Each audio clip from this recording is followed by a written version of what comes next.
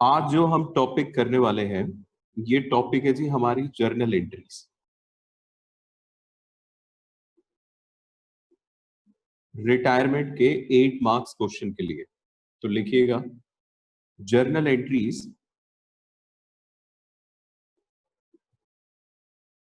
For 8 marks question. देखिए ये journal entries ठीक इसी तरह की आपने लास्ट चैप्टर में भी की थी एडमिशन में। वहां मैंने आपको बताया था कि आप इन्हें कुछ स्टेप्स के थ्रू कर सकते हैं। इसी तरीके से आप इन जर्नल एंट्रीज को रिटायरमेंट में करेंगे। यहाँ पे भी मैं आपको कुछ स्टेप्स बताऊंगा जिसके थ्रू आप इसे करेंगे। ध्यान से देखते हुए चलेगा। कुल मिला के 4 स्टेप में आपका पूरा का पूरा क्वेश्चन खत्म हो जाएगा जी। There are only 4 steps. सबसे पहला स्टेप है स्टेप 1। क्योंकि हम कोई अकाउंट तो बनाएंगे नहीं, इस तरह के क्वेश्चन में हम डायरेक्टली जर्नल एंट्रीज पास करेंगे। तो आप रीवैल्यूएशन अकाउंट से रिलेटेड जितनी भी एंट्री होती है वो पहले पास कर लीजिए, और रीवैल्यूएशन का जितना भी प्रॉफिट या लॉस आता है वो कैलकुलेट कर लीजिए। तो स्टेप 1 है रीवैल्यूएशन अकाउंट एंट्रीज। देखिए जी, अब रीवैल्यूएशन अकाउंट में होता ये है कि कुछ आइटम आते हैं डेबिट साइड में और कुछ आइटम आते हैं जी इसमें क्रेडिट साइड में।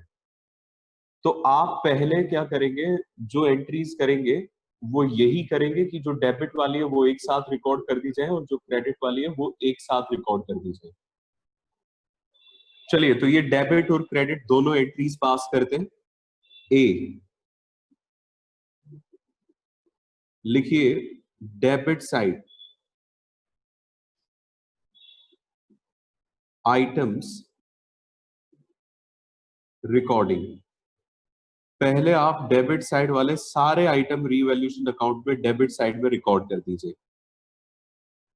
तो इसमें आपको एंट्री बनानी पड़ेगी, रीवैल्यूएशन अकाउंट हो जाएगा जी डेबिट।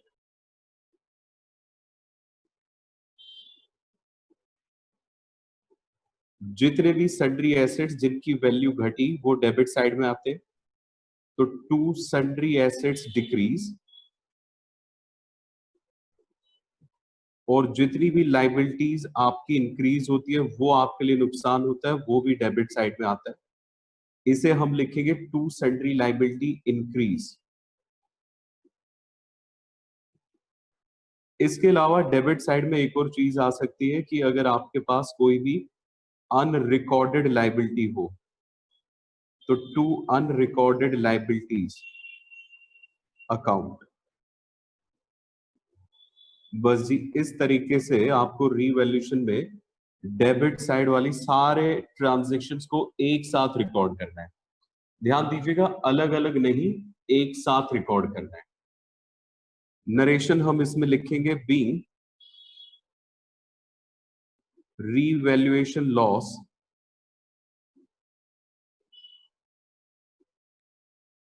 रिकॉर्डेड।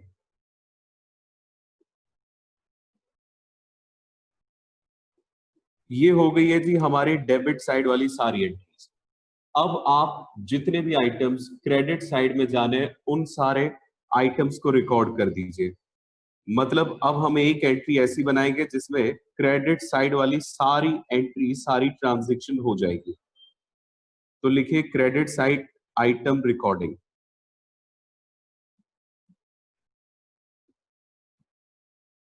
देखिए, अब क्रेडिट साइड में आपके सारे फायदे जाते हैं, और फायदा कब कब होता है, जब आपका एसेट इंक्रीज हो जाए। तो सन्ड्री एसेट्स अकाउंट डेबिट। देखिए, जब मैं लिख रहा हूं sundry assets increase account debit, तो इसका मतलब ये है कि आप उसे उसके नाम से लिखेंगे।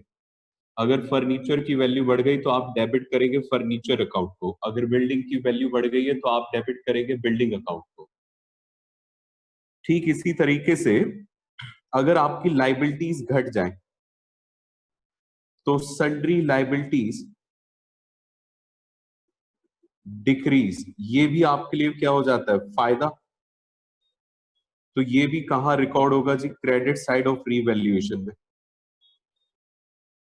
और अगर आपके पास कोई अनरिकॉर्डेड एसेट हो,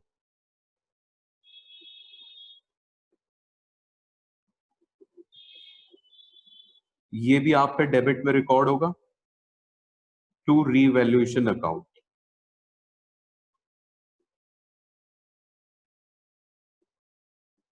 अब इसकी नरेशन हम लिख देंगे बीइंग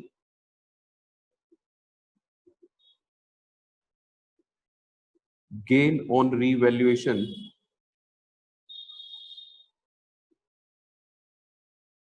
रिकॉर्डेड।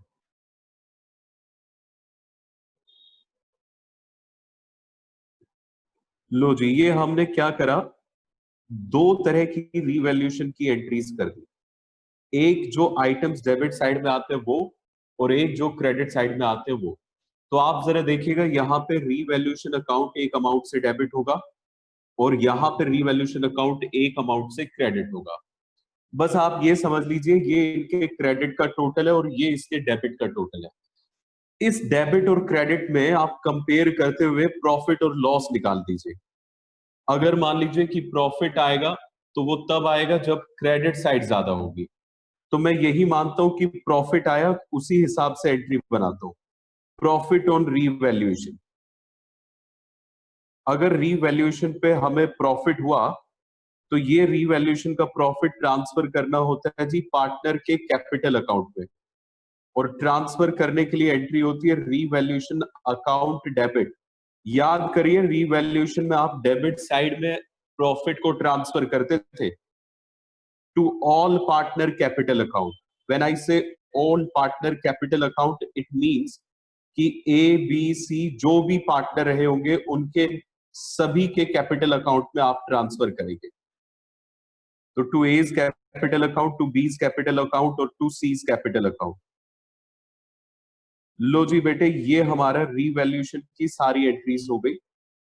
रीवैल्यूएशन का जितना प्रॉफिट आएगा आप इसे हमेशा ही ओल्ड रेशियो में डिवाइड करते हैं, तो यहां पे भी आप ओल्ड रेशियो में ही डिवाइड करेंगे। इसके लिए नरेशन लिख दीजिए being gain on revaluation transferred. Transferred को आप शॉर्ट फॉर्म में लिख सकते हैं टीएफडी, टू कैपिटल अकाउंट। पहला स्टेप यहां पे खत्म हुआ। एक तरीके से आप ये मान लीजिए कि हमने रीवैल्यूएशन अकाउंट बना डाला है। आप याद करिए, जब नेसेसरी अकाउंट बनाते थे तो रीवैल्यूएशन सबसे पहले बनता था। रीवैल्यूएशन बनाने के बाद आपको बनाना होता था जी कैपिटल अकाउंट। तो बस बेटे, जो कैपिटल अकाउंट में ट्रांसफर होती है ट्रांजैक्शंस, अब वही हमारा स्टेप 2 है एंट्रीज का। तो लिखते हुए चलिएगा स्टेप 2। स्टेप 2 में अपन क्या करेंगे, capital account steps based entries. ध्यान से पढ़िए मैंने क्या लिखा है कि अब आप क्या करिए, जो कैपिटल अकाउंट में मैंने आपको स्टेप्स याद करवाए थे उसके हिसाब से जर्नल एंट्रीज बना दीजिए। सबसे पहला जो स्टेप होता है कैपिटल अकाउंट में, वो होता है बैलेंस को ब्रॉट डाउन करना। और बैलेंस को ब्रॉट डाउन करने की कोई भी जर्नल एंट्री नहीं होती है, क्योंकि ये ओपनिंग एंट्री होती है जी, जो पहले दिन हो जाती है। आज हमें इसमें कोई एंट्री पास नहीं करनी है। देखिए, अगर आप अकाउंट बनाते हैं तो उसमें तो आपको बैलेंस को ब्रॉट डाउन करके दिखाना पड़ता है, लेकिन यहां पे इसके लिए कोई जर्नल एंट्री नहीं है। तो एक फायदा है बेटे, आप अगर जर्नल एंट्रीज बनाते हैं तो फायदा यह है कि आपको बैलेंस ब्रॉट डाउन नहीं दिखाना। दूसरा सुनिए, एक और फायदा, अगला स्टेप क्या होता है कि रीवैल्यूएशन पे प्रॉफिट हुआ या फिर लॉस हुआ, आप उसकी एंट्री बनाते हैं। और मजे की बात यह है कि आपने ये वाली एंट्री पहले ही पास कर दी है, ऑलरेडी पास्ड। आप चाहे तो चेक कर लीजिए, रीवैल्यूएशन अकाउंट में जो हमारा स्टेप हुआ था, पहला स्टेप, उसकी लास्ट एंट्री ये सी, एंट्री नंबर सी, ये प्रॉफिट ऑन रीवैल्यूएशन की हम पहले ही कर चुके हैं, तो ये 2 बार नहीं करेंगे। तो 2 स्टेप तो हमारे बिना जर्नल एंट्री के ही खत्म हो जाते हैं। आप देख रहे हैं कितना शानदार है जर्नल एंट्रीज को बनाना। सर ये तो बड़ा मजेदार है, हमारा तो बहुत काम बचेगा इसमें।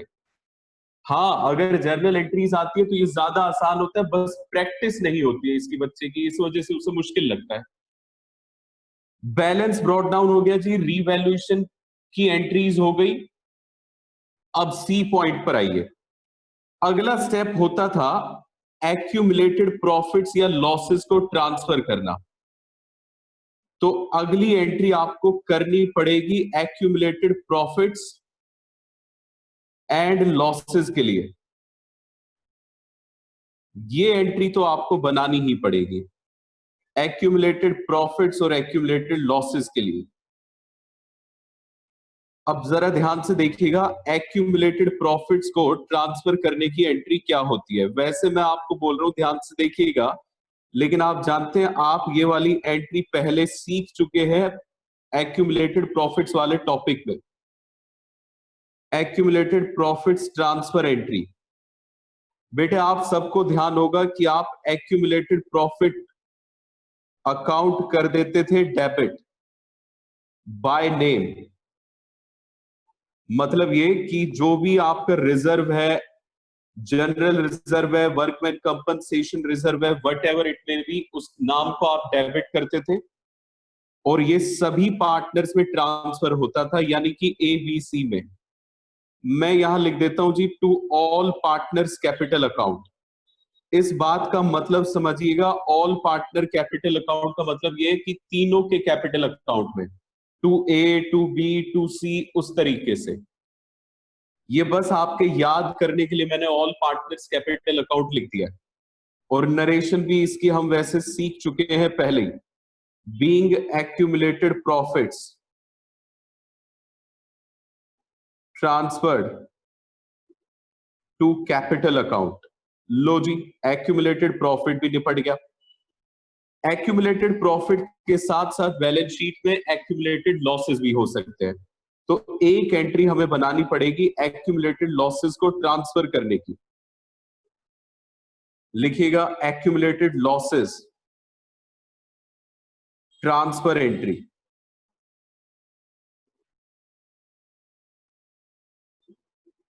अब देखिए जरा, एक्यूमुलेटेड लॉसेस को ट्रांसफर करने की एंट्री क्या होती है। ये एंट्री भी हम पहले कर चुके हैं। क्या एंट्री होती है, ऑल पार्टनर्स कैपिटल अकाउंट हो जाएगा अब डेबिट, क्योंकि लॉसेस पार्टनर के कैपिटल अकाउंट में डेबिट साइड में आते हैं। ये कैपिटल का बैलेंस कम करते हैं, इसी वजह से डेबिट साइड में आते हैं। All partners capital account debit to accumulated losses account, और ये एक्यूमुलेटेड लॉसेस भी बाय नेम आएगा। अब देखिए, मैंने आपको बताया था कि ज्यादा से ज्यादा एक्यूमुलेटेड लॉसेस 3 तरीके के हो सकते हैं। It can be purchase goodwill, या फिर एडवर्टाइजमेंट सस्पेंस अकाउंट, या P&L का डेबिट बैलेंस। तो बस जो तीनों में से गिवन होगा वो बाय नेम यहाँ क्रेडिट कर दीजिएगा और ABC को डेबिट कर दीजिएगा। नरेशन इसके लिए क्या लिखेंगे, be accumulated losses transferred to capital account। जिन बच्चों ने एडमिशन अच्छे से किया हुआ है वो तो इन सारी बातों से फैमिलियर होंगे। वो कह रहे होंगे कि सर ये तो एज इट इज वही आ रहा है जो हमने एडमिशन में पढ़ा था। तो हाँ बिल्कुल बेटे, आप सही सोच रहे हैं। आखिरी स्टेप है कैपिटल अकाउंट को बनाने का, गुडविल की एंट्रीज। और इस चैप्टर में तो गुडविल की एंट्रीज ने हम पे बड़ी कृपा कर रखी है। पूरे चैप्टर में मेरे प्यारे प्यारे बच्चों बस एक ही एंट्री है, रिमेनिंग को डेबिट कर दीजिए और रिटायरिंग को क्रेडिट कर दीजिए। तो बस वही एंट्री यहां होगी, remaining partners' capital account debit to retiring partner's capital account.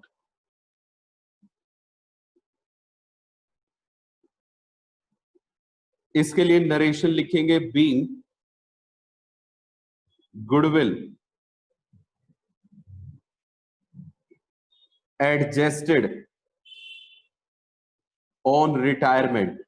और ये याद दिलाने की जरूरत नहीं है जी, ये गेनिंग रेशो में होती है, मतलब रिमेनिंग पार्टनर के बीच में गुडविल का हिस्सा बढ़ जाता है गेनिंग रेशो में।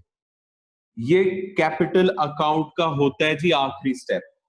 लो बेटे जी, खत्म हुआ हमारा स्टेप 2B, जिसमें कैपिटल अकाउंट की एंट्रीज करनी है। अभी तक मैंने आपको 2 स्टेप बताए जो आप जर्नल एंट्री बनाते वक्त अपने दिमाग में रखेंगे। पहले स्टेप में, मतलब आप अपने दिमाग को इस तरह से चलाइएगा जब जर्नल एंट्री कर रहे हो, आप सोचिएगा कि पहले स्टेप में है सारी रिवैल्यूएशन की एंट्री। तो पहले तो 3 ज्यादा से ज्यादा रिवैल्यूएशन की एंट्री हो सकती है, वो कर दीजिए। रिवैल्यूएशन के बाद अगला स्टेप जो है उसमें आप कैपिटल अकाउंट की एंट्रीज बनाते हैं। कैपिटल अकाउंट के स्टेप्स याद रखिए 4 होते हैं। उन 4 में से पहले 2 स्टेप की तो कोई एंट्री बनती ही नहीं, क्योंकि एक बैलेंस की एंट्री होती नहीं और रिवैल्यूएशन की एंट्री पहले हो चुकी होती है। तो बस एक्यूमुलेटेड प्रॉफिट और लॉसेस की एंट्री बन सकती है और गुडविल की एंट्री बन सकती है, दैट्स इट। इसी के साथ हमारे कैपिटल अकाउंट की एंट्रीज भी हो जाती है जी एंड। अब आ जाइए स्टेप नंबर 3 पर। स्टेप 3,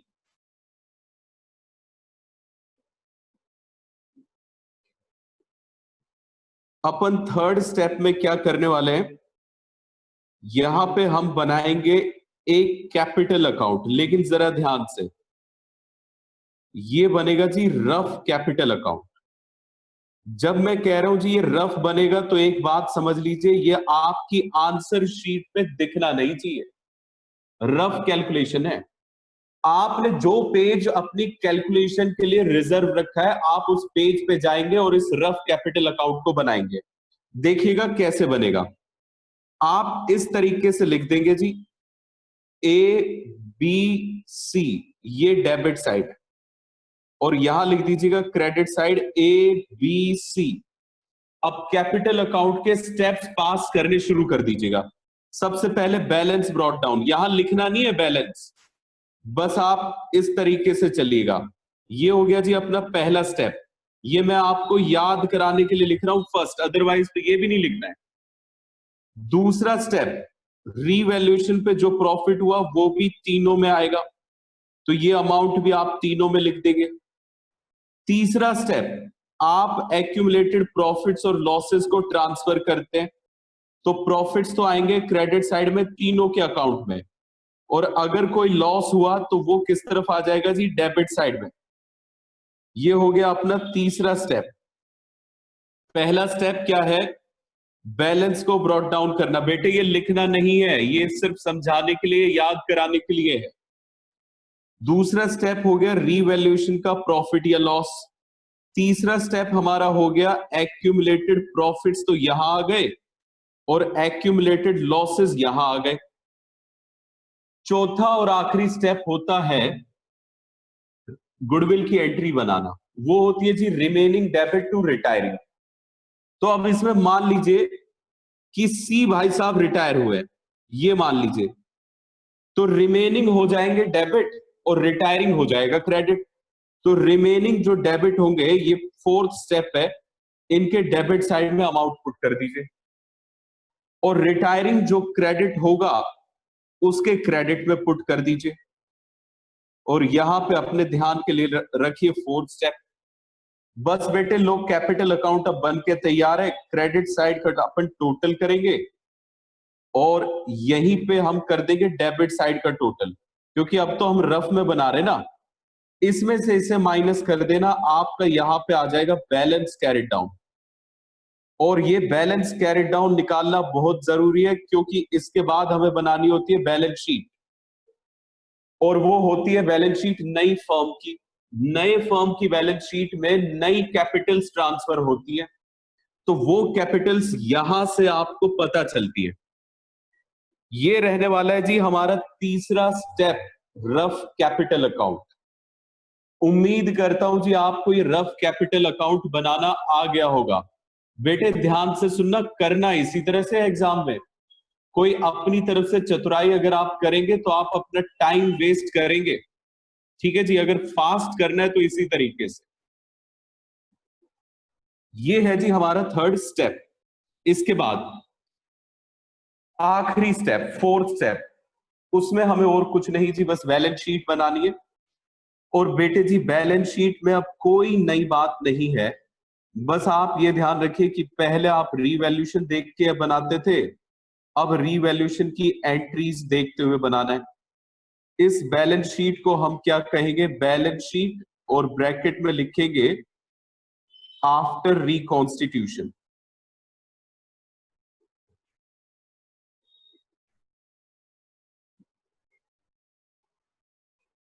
और ये दो चीजें देखते हुए बनेगी, प्रिपेयर्ड फ्रॉम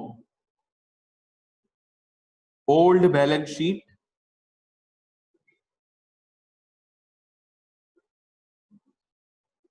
पहली ओल्ड बैलेंस शीट देखेंगे, और दूसरा हमें क्या देखना है,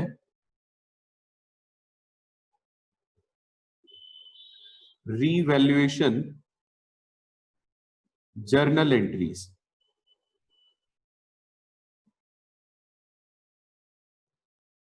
ये दो चीजें देखते हुए हम बनाएंगे अपनी बैलेंस शीट आफ्टर रिकॉन्स्टिट्यूशन। बस इतना कर देंगे तो 8 मार्क्स आपके हुए। इसमें एक बात का ध्यान रखिएगा, लिखिए note, cash slash bank total में बी रिक्वायर्ड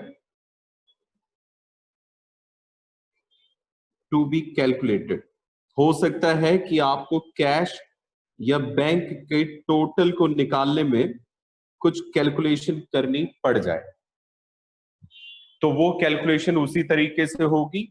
आप लेंगे बैलेंस शीट का बैलेंस, अगर किसी पार्टनर जो रिटायर हो रहे हैं उसे हमें पैसा देना पड़ा है, तो आप वो दिया हुआ पैसा माइनस कर देंगे, आपके पास कैश और बैंक का नया बैलेंस आ जाएगा। That's it. बस बेटे अब आप समझ लीजिए कि ऑफिशियली रिटायरमेंट नाम का चैप्टर हो गया है खल्लास, लेकिन ऑफिशियली हुआ है, ठीक है ना। अभी इसमें हमें क्वेश्चंस प्रैक्टिस करने हैं। अब देखिए हमने रीवैल्यूएशन अकाउंट बनाना भी सीख लिया है, जर्नल एंट्रीज भी सीख लिया है। जिस जिस तरीके से हमारे सामने क्वेश्चन आएगा, मतलब जिस क्वेश्चन में हमसे मांगा जाएगा अकाउंट, वहां तो हम बना देंगे अकाउंट। और अगर किसी भी क्वेश्चन में जर्नल एंट्रीज मांग ली गई तो वहां हम बनाएंगे जी जर्नल एंट्रीज। डन हो गई बात? तो चलिए अब स्टार्ट करते हैं जी क्वेश्चन। जल्दी से अपनी बुक ओपन करिएगा और क्वेश्चन नंबर निकाल लीजिए 32 का ए पार्ट। ये वाला क्वेश्चन अभी करेंगे जी हम।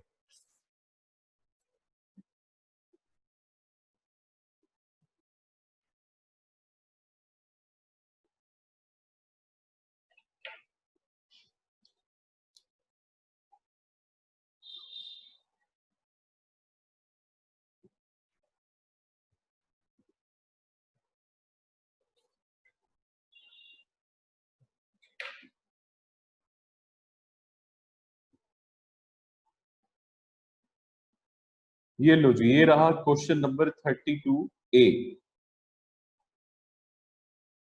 ध्यान से देखिएगा, एक्स वाई जेड तीन पार्टनर है जी, और ये शेयर कर रहे हैं प्रॉफिट्स एंड लॉसेस इक्वली। मतलब इनके बीच में रेशियो 1:1:1 है। इनकी बैलेंस शीट बताइए, और बैलेंस शीट में हमें सिर्फ और सिर्फ चेक क्या करना होता है कि कोई आपका शूटेड साइट वाला आइटम है या नहीं। एक तो आ रहा है इसमें जनरल रिजर्व, एक आ रहा है जी गुडविल, एक प्रोविडेंट फंड आ रहा है। क्या प्रोविडेंट फंड भी हमारे लिए, बताइए जरा, ये एक्यूमुलेटेड प्रॉफिट्स होते हैं?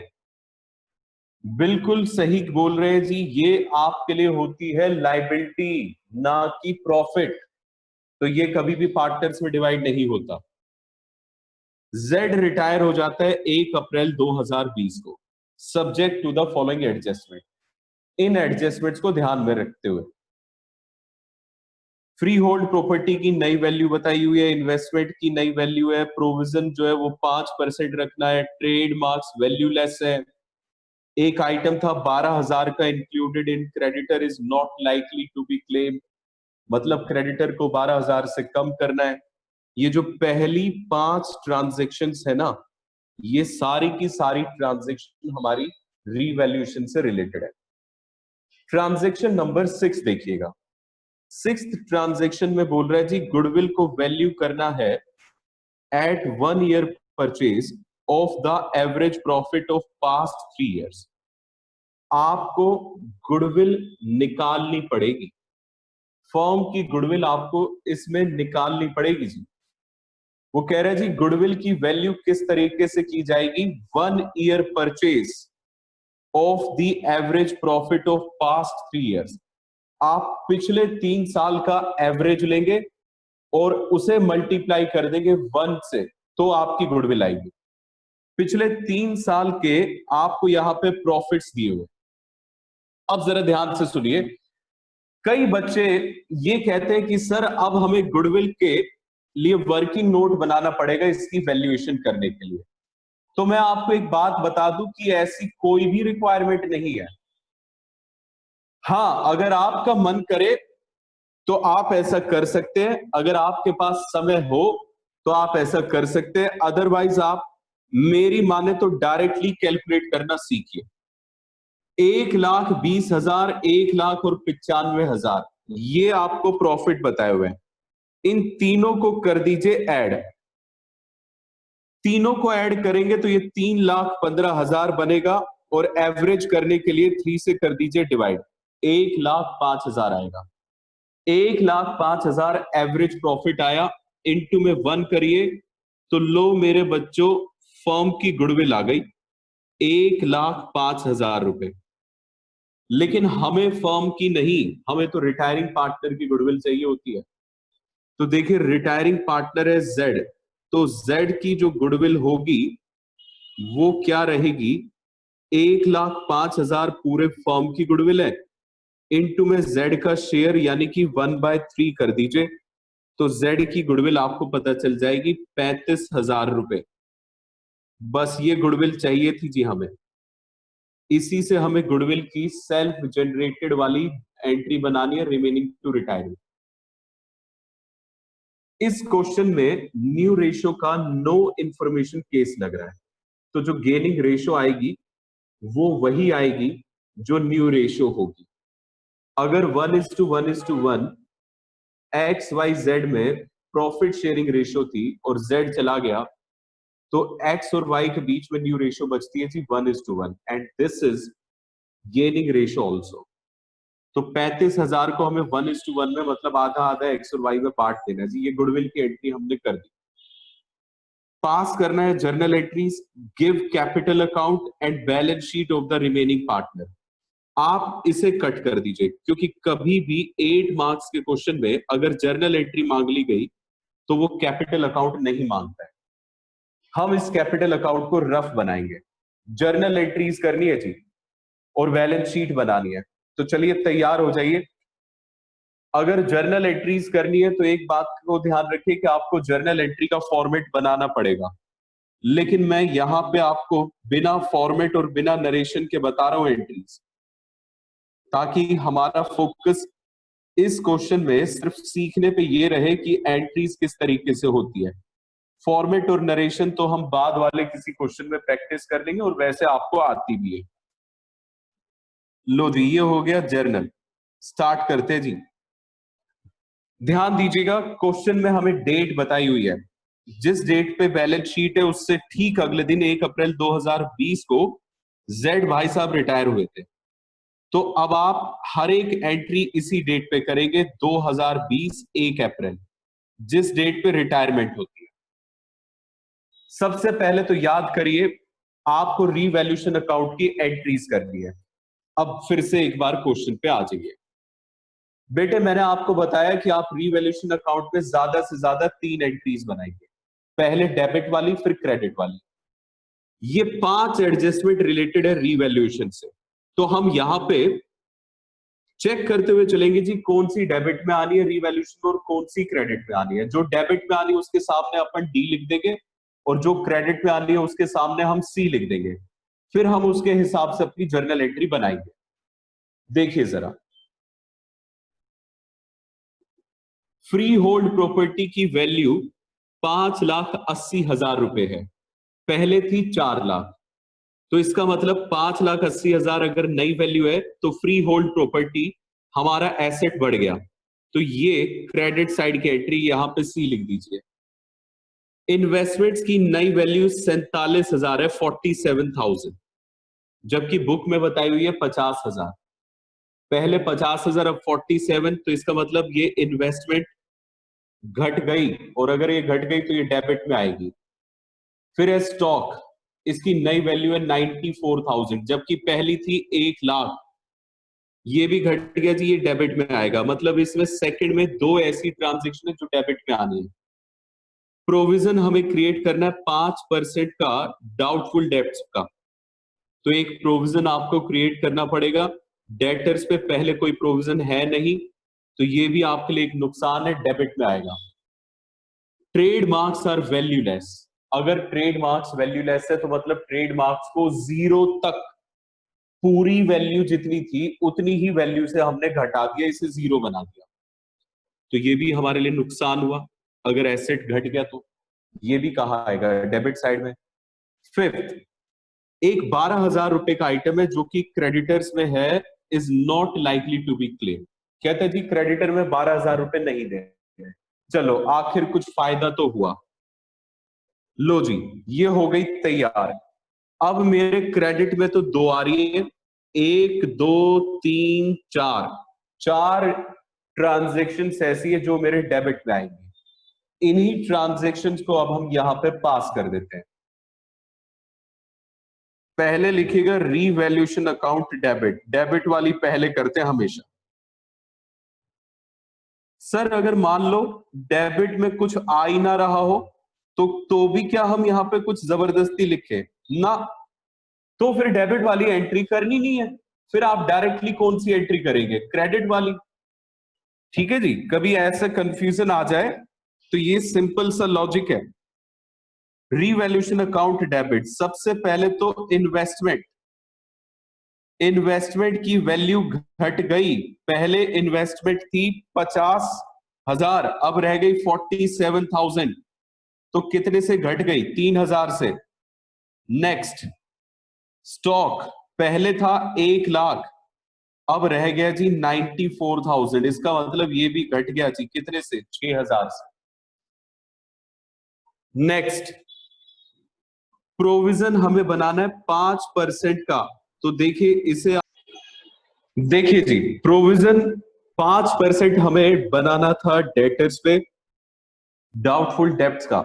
तो हमने प्रोविजन को यहां कर दिया credit to provision for bad debts. ये प्रोविजन कितने का बनेगा, 5%, डेटर्स है 2 लाख, इसका 5% करेंगे तो ये हो गया 10,000। ये हो गई third transaction be record. Trademarks are valueless, अगर ट्रेडमार्क्स वैल्यूलेस है तो ये हमारे लिए नुकसान है। तो टू ट्रेडमार्क्स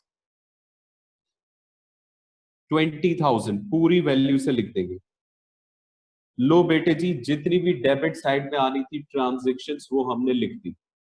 अब इन सब का टोटल करिए और रीवैल्यूएशन अकाउंट डेबिट में अमाउंट पुट कर दीजिए। टोटल करेंगे तो ये आएगा 39,000 डेबिट साइड का टोटल। अब दो ऐसी ट्रांजेक्शन है जो हमारी क्रेडिट साइड में आनी है। तो सबसे पहले तो डेट डालिएगा और अब उसके बाद देखिएगा 2 ट्रांजेक्शन है जी, एक तो फर्स्ट और एक जो सबसे लास्ट है, ये क्रेडिट में आएगी।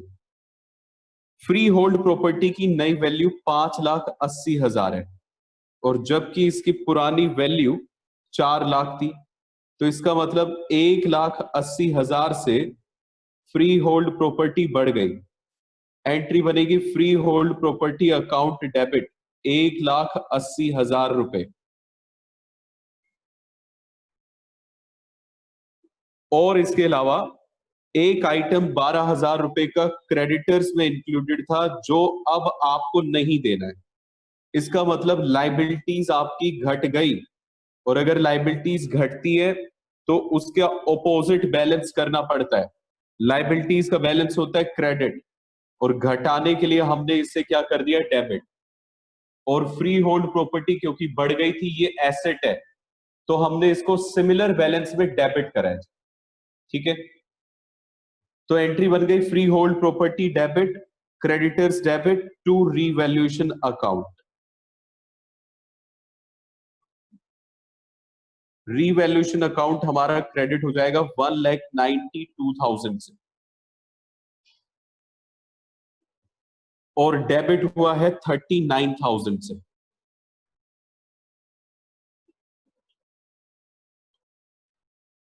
कौन सी साइड ज्यादा आ रही है, क्रेडिट साइड। इसका मतलब हमारा प्रॉफिट आने वाला है जी। और प्रॉफिट देखिए, आप एंट्री में किस तरह से देखेंगे, डेबिट कितना है 39, क्रेडिट कितना है 192। ज्यादा क्या है, क्रेडिट, तो इसका मतलब प्रॉफिट आएगा। तो बेटे जी होता क्या है, हमें दोनों साइड को अकाउंट के टोटल को इक्वल करना होता है।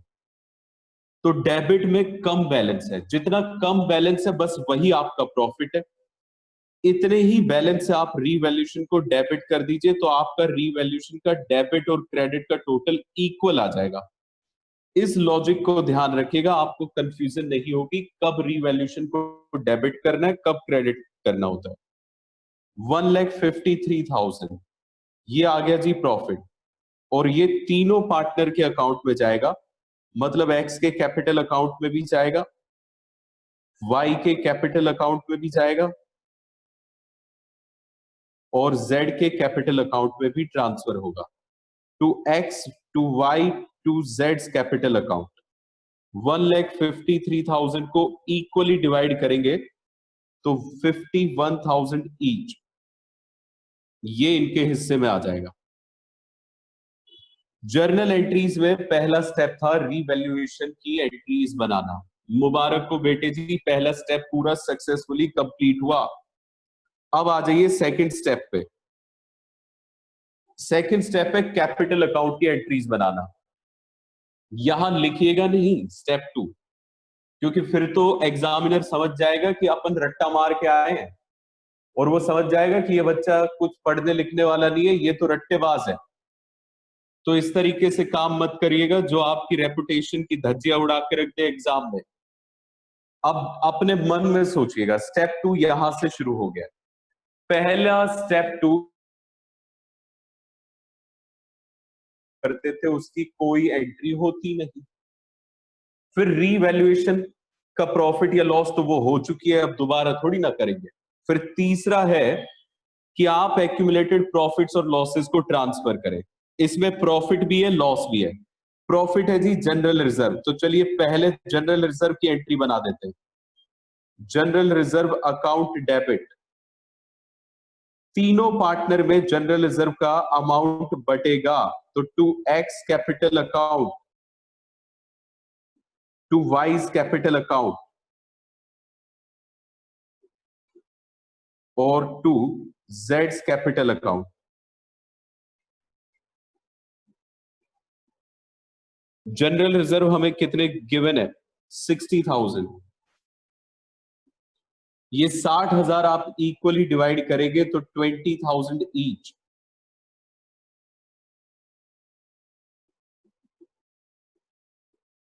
Next goodwill. गुडविल हमारे लिए लॉस था, तो गुडविल अगर लॉस है तो बेटे जी कैपिटल अकाउंट अब हो जाएंगे डेबिट। एंट्री बनेगी X capital account debit, Y's capital account debit,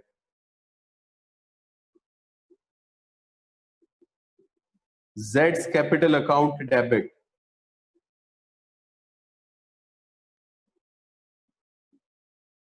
to goodwill account.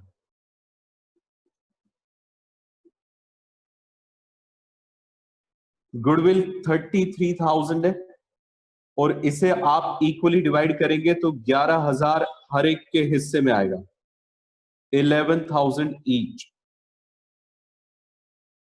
लो बेटे जी, कैपिटल अकाउंट में हमारा तीसरा स्टेप निपट गया और तीसरे स्टेप के बाद फोर्थ और आखिरी स्टेप आता है और वो स्टेप क्या है कि आप गुडविल की एंट्रीज पास करें। गुडविल की एंट्री होती है रिमेनिंग पार्टनर को डेबिट करना और रिटायरिंग को क्रेडिट करना। अब इसमें रिमेनिंग है एक्स और वाई, तो एक्स और वाई दोनों को कर डालो जी डेबिट। एंट्री बनेगी X capital account debit, Y's capital account debit और जेड भाई साहब हो जाएंगे क्रेडिट टू जेड्स कैपिटल अकाउंट। यहां लिखिएगा जेड का शेयर ऑफ गुडविल जो हमने निकाल लिया था 35,000। इस जेड के शेयर ऑफ गुडविल को आप गेनिंग रेशियो में डिवाइड करेंगे। क्योंकि ये नो इंफॉर्मेशन केस है तो इसमें 1:1 ही हमारे आने वाली है जी गेनिंग रेशियो, यानी कि 17,500 ईच। बराबर बांट दो इसे। खत्म बेटे, गुडविल पे जैसे ही एंट्री हुई तो हमारी सारी एंट्री रिटायरमेंट की निपट गई। अब हमें क्या बनाना है, बैलेंस शीट।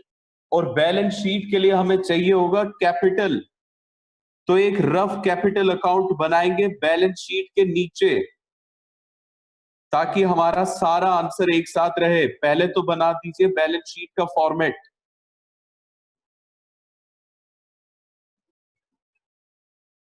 लीजिए, ये बन गया जी बैलेंस शीट का फॉर्मेट।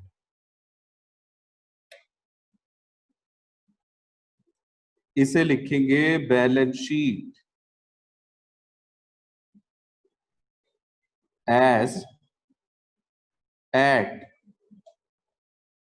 अप्रैल 1, 2020। या तो ये इस तरह से लिखा जाएगा या फिर आप ये डेट वेट के चक्कर में ना पड़े और इसके साथ ब्रैकेट में क्या लिख दें कि ये वाली बैलेंस शीट कौन सी है जी, आफ्टर रिकॉन्स्टिट्यूशन।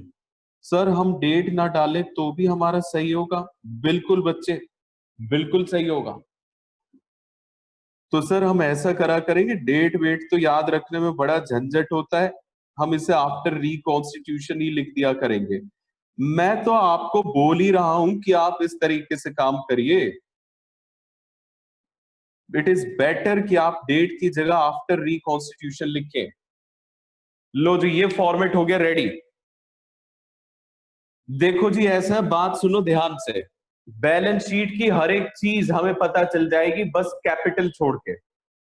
उसके लिए हमें बनाना पड़ेगा क्या, एक रफ में जाके रफ कैपिटल अकाउंट। उसे बाद में देखते हैं, चलिए बैलेंस शीट निपटाई जाए पहले। Cash in hand asset side से स्टार्ट किया जी, 86,000 थे। क्या हमारे पास पैसा आया या पैसा गया? तो जवाब है जी ना तो पैसा आया और क्वेश्चन ने कहीं भी नहीं कहा कि रिटायरमेंट पार्टनर को हमने कोई पैसा दिया।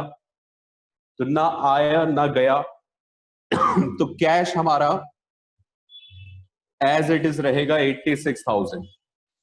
इसके बाद है डेटर्स।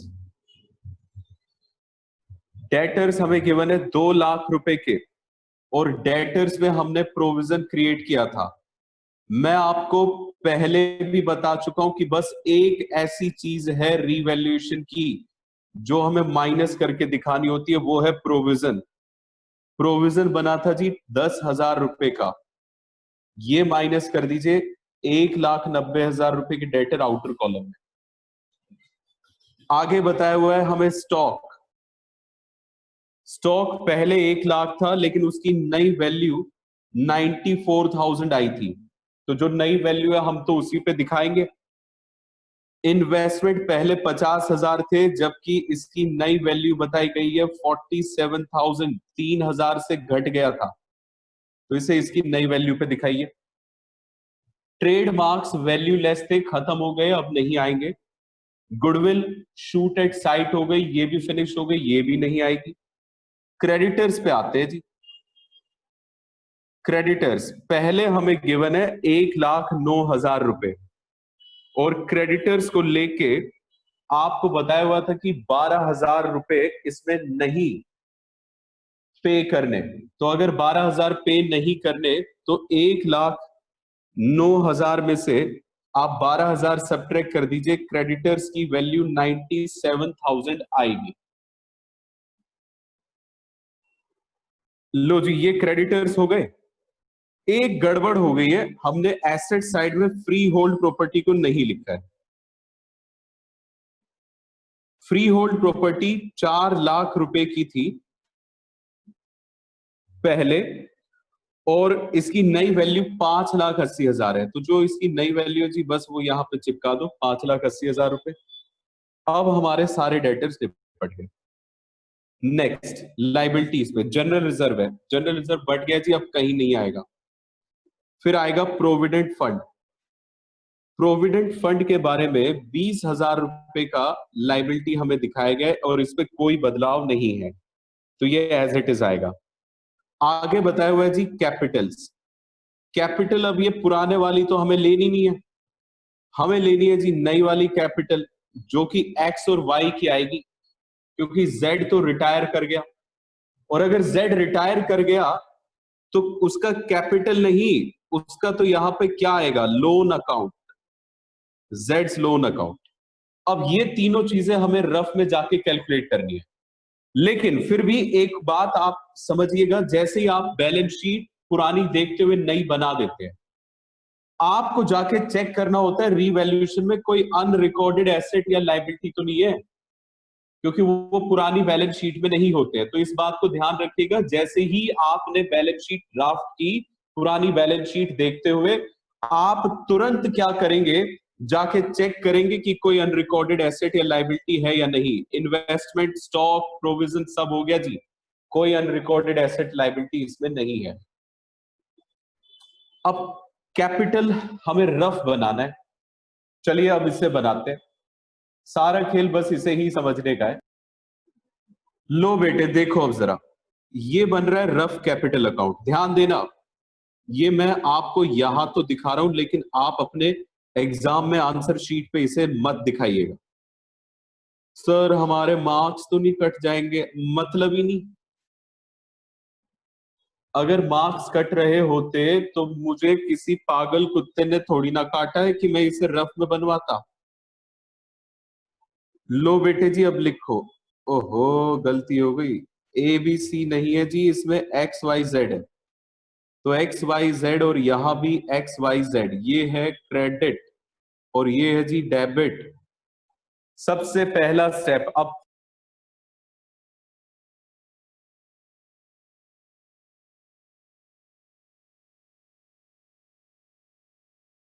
देखिए जी, रफ कैपिटल अकाउंट आप किस तरह से बनाएंगे। देखो जी, बनाने के दो तरीके हैं। पहला, आप स्टेप्स को फॉलो करें, और दूसरा एक जो अब मैं आपको बता रहा हूं, ध्यान से सुनना। सबसे पहले तो बैलेंस लिख दो। एक्स वाई जेड तीनों के बैलेंसेस आपको क्वेश्चन के अंदर गिवन है। ये है 3,00,000 एक्स का, और वाई का है जी 2,00,000, और जेड का भी 2,00,000। बस बैलेंस लिखने के बाद अब आ जाओ जर्नल एंट्रीज पे। स्टेप्स को भी छोड़ो, ये उससे भी शॉर्टकट से बन जाएगा। जर्नल एंट्रीज में जरा देखते हुए चलना, जहां जहां एक्स वाई जेड के कैपिटल अकाउंट आए, अगर वो क्रेडिट हुए तो क्रेडिट में अमाउंट डाल दो, डेबिट हुए तो डेबिट में डाल दो। तीसरी एंट्री में ये क्रेडिट हुए 51 ईच, तो क्रेडिट हुए ना 51,000 से, तो तीनों में 51,000 डाल दो।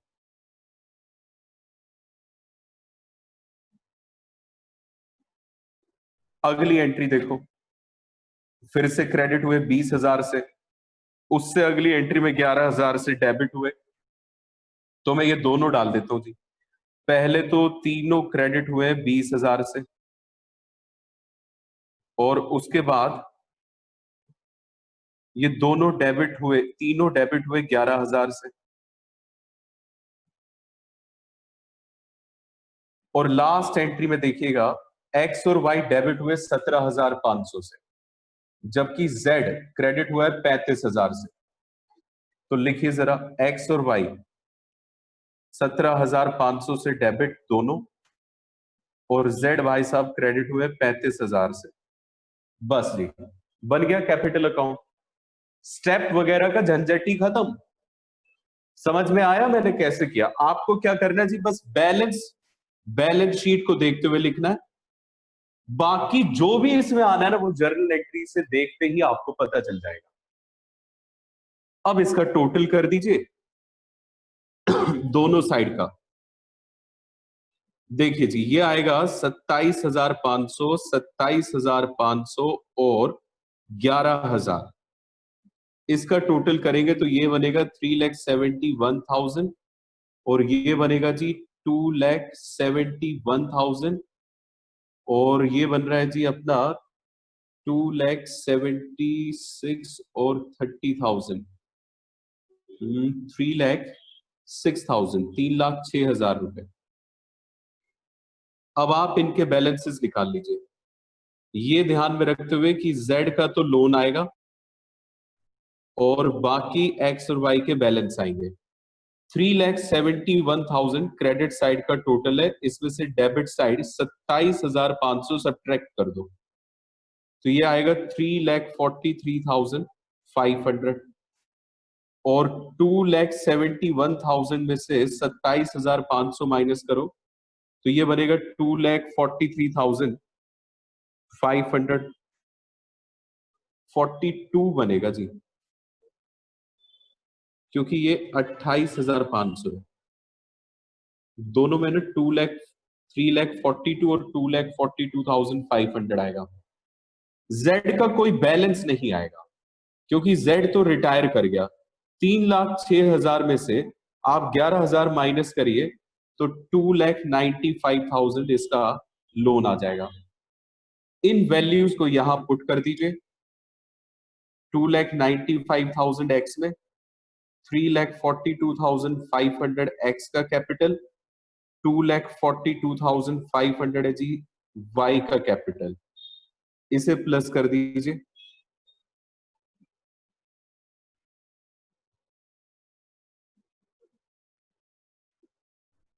5,85,000 कैपिटल का टोटल आया। अब दोनों साइड का टोटल करिए और भगवान से प्रार्थना कीजिए कि हमारा टोटल इक्वल आए। 9,97,000 आ रहा है जी दोनों साइड का टोटल। इस तरीके से आपका ये वाला क्वेश्चन होना था। बस बेटे, ये था हमारा जर्नल एंट्री पे बेस्ड क्वेश्चन और नोट्स। जो जर्नल एंट्रीज हमने की इसी पे बेस्ड आपको मैं कुछ होमवर्क दे रहा हूं जी, इसे नोट करिए और ये होमवर्क आप मुझे व्हाट्सएप करेंगे। होमवर्क लिखिएगा, क्वेश्चन नंबर 35,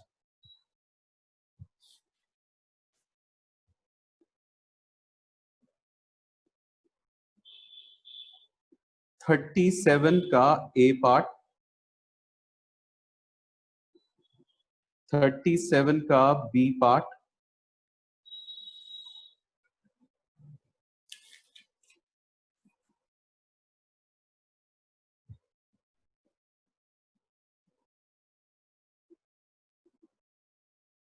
बस इतना कर लीजिए। ये 3 क्वेश्चन है जी आपके होमवर्क पे। नेक्स्ट क्लास में हमारा ये वाला चैप्टर पूरी तरह से खत्म हो जाएगा, फिनिश हो जाएगा। तो प्लीज आप ये होमवर्क मुझे आज ही सेंड करिएगा, इस पे आप डिले मत करिएगा।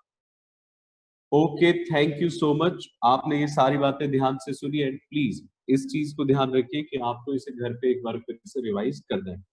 Thank you and bye.